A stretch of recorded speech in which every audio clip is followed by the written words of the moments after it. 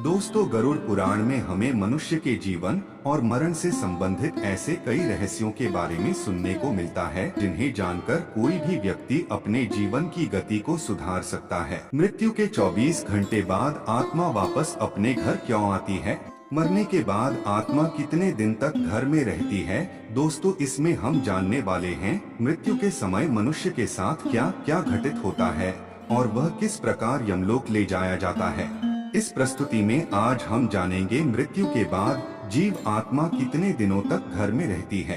तो चले दोस्तों शुरू करते। अगर चैनल को सब्सक्राइब नहीं किए हो तो चैनल को सब्सक्राइब करें। मौत के बाद आत्मा के वो 47 दिन, इन दिनों में जीवात्मा के साथ क्या क्या होता है जाने। मृत्यु के बाद मृतक की आत्मा यमलोक पहुंचती है, लेकिन इस यात्रा में जीवात्मा को 47 दिन का समय लगता है। और इन दिनों में आत्मा के साथ क्या होता है, इसके बारे में गरुड़ पुराण में बताया गया है। मृत्यु जीवन का अटल सत्य है, यानी जिसका जन्म हुआ है उसकी मृत्यु निश्चित है।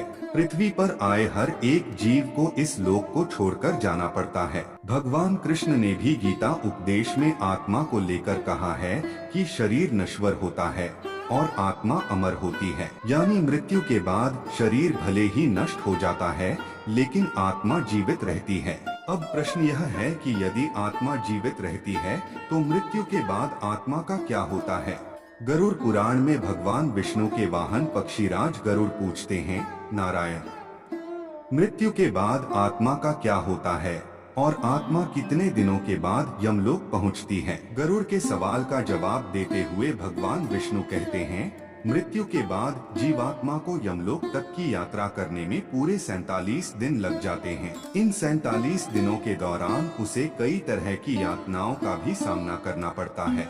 मृत्यु के पहले मिलते हैं ये संकेत भगवान बताते हैं कि जब किसी की मृत्यु नजदीक होती है तो सबसे पहले व्यक्ति की आवाज जाती है। इसके बाद मृत्यु से कुछ समय पहले ही व्यक्ति को दिव्य दृष्टि प्राप्त होती है, जिसमें मनुष्य सारे संसार को एक रूप में देखने लगता है और इस तरह से उसके शरीर की सभी इंद्रियां शिथिल हो जाती हैं। जब व्यक्ति की मृत्यु हो जाती है तो यमलोक से 2 दूत आते हैं और दूतों को देख आत्मा शरीर का त्याग कर बाहर निकल जाती है।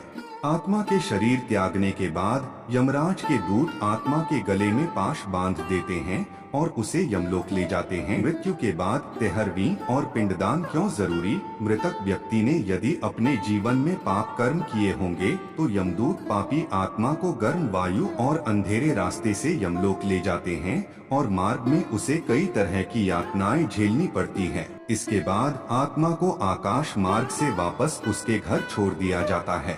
कहा जाता है कि मृत्यु के बाद मृतक की आत्मा अपने परिवार वालों के साथ पूरे 13 दिनों तक रहती है और मृत्यु के बाद होने वाली अंतिम क्रियाओं और रस्मों को भी देखती है। 13 दिन बाद जब आत्मा का पिंडदान, 13वीं और ब्राह्मण भोज आदि किया जाता है तो इसके बाद यमराज के यमदूत आत्मा को फिर से लेने के लिए आते हैं। इसलिए हिंदू धर्म में किसी की मृत्यु के बाद 13वीं और 10 दिनों तक पिंडदान करना जरूरी माना गया है, क्योंकि इससे आत्मा को यमलोक तक की यात्रा करने के लिए शक्ति मिलती है। लेकिन इसके बाद भी यमलोक तक की यात्रा आत्मा के लिए आसान नहीं होती है।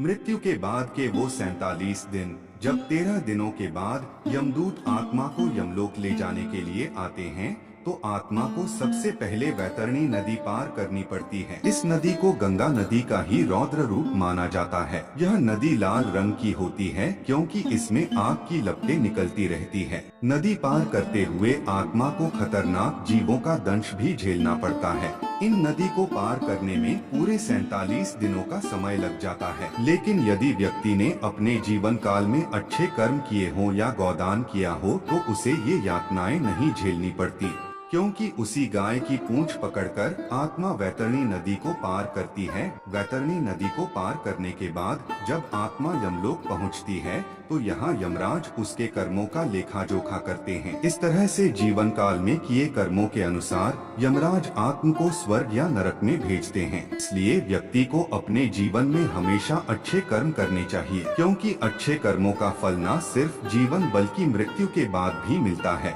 मृत्यु के बाद आपके कर्म ही आपके साथ जाते हैं।